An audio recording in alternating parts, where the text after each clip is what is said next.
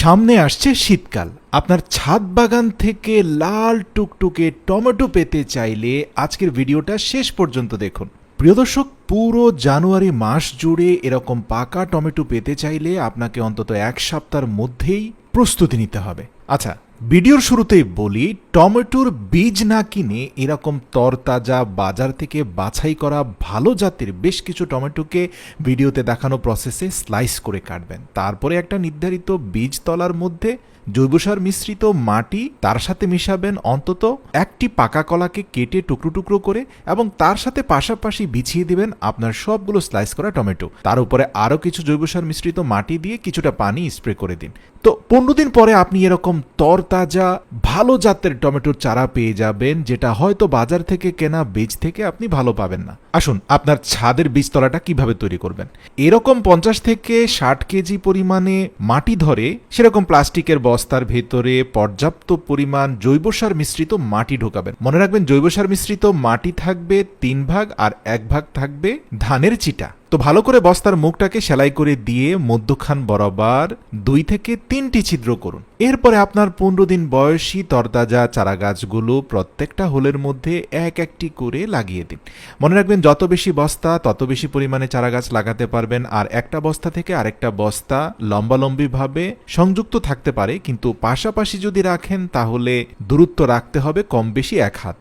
তো এর পরবর্তী ধাপে আপনার তেমন কোনো কাজ নাই। প্রথম 1 মাস শুধু পানি দিয়ে যাবেন। 1 মাস পরে চারা গাছগুলো যখন বড় হবে, বিশেষ করে কিছুটা পরিমাণ ছোট ছোট ফুল চলে আসার সম্ভাবনা রয়েছে, ঠিক তার আগে ভাগে আপনি একটা মাচা তৈরি করে ফেলবেন। মাথা রাখতে হবে, চারপাশে আপনাকে বেশ কিছু খুঁটির উপরে সমান্তরালভাবে বাঁশের কঞ্চি বেঁধে দিতে হবে।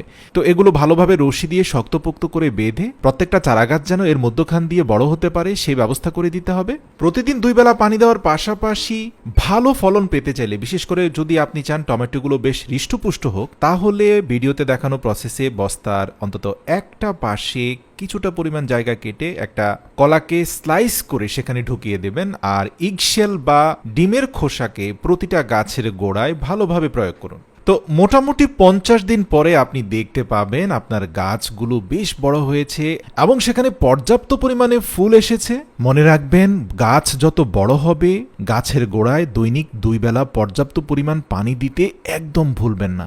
অবশ্যই প্রতি 15 দিন পর পর গাছের গোড়ায় ডিমের খোসা প্রয়োগ করবেন, এবং যে স্থানটাতে কলা দিয়েছেন 15 দিন পরে আরও একটি করে কলা সেখানে কেটে দিবেন। কলার পটাশিয়াম আপনার টমেটোর গ্রোথ অনেক বেশি বাড়িয়ে দেবে। প্রিয় দর্শক, 2 মাস পরে আপনার টমেটো গাছে তরতাজা চমৎকার গ্রিন কালারের টমেটোগুলো দেখতে পাবেন। তো এই গ্রিন কালারের টমেটো ভালো লাগলে আপনি এটাকে কেটে নিয়ে ভর্তা বানিয়ে খেতে পারেন, আর নয়তো আরও 20 দিন অপেক্ষা করার পরে টকটকে পাকা টমেটো পেয়ে যাবেন, যেটা আপনি দৈনন্দিন প্রয়োজন অনুযায়ী ছাদ বাগান থেকে ছিঁড়ে নিয়ে রান্নার কাজে ব্যবহার করতে পারেন। বিশ্বাস করুন, নিজের কঠোর পরিশ্রম আর ধৈর্যের বিনিময়ে পাওয়া ফল, সেটা উপভোগ করার মজাই অন্যরকম। ছাদ বাগান যে শুধুমাত্র আপনার সবজি কেনার খরচ বাঁচায় তাই নয়, এটা আপনাকে মানসিক প্রশান্তি দেয়। সবুজের সাথে মিলেমিশে মানুষ যখন শাকসবজি চাষের সাথে জড়িত থাকে, তখন অন্তত ডায়াবেটিস, হৃদরোগ, হাই ব্লাড প্রেশার থেকে শুরু করে 8 থেকে 10টি রোগের হাত থেকে আমরা বেঁচে যাই। তাই আসুন, প্রকৃতির সাথে বাঁচি, প্রকৃতিকে ভালোবাসি এবং বেশি বেশি কৃষিকাজ করি। মনে রাখবেন, এ পৃথিবীতে আসা আল্লাহর যত দূত বা নবী রাসূল রয়েছেন, এরা প্রত্যেকেই কৃষিকাজ করেছেন। তাই কৃষিকাজ করা প্রত্যেক নবীর সুন্নাত।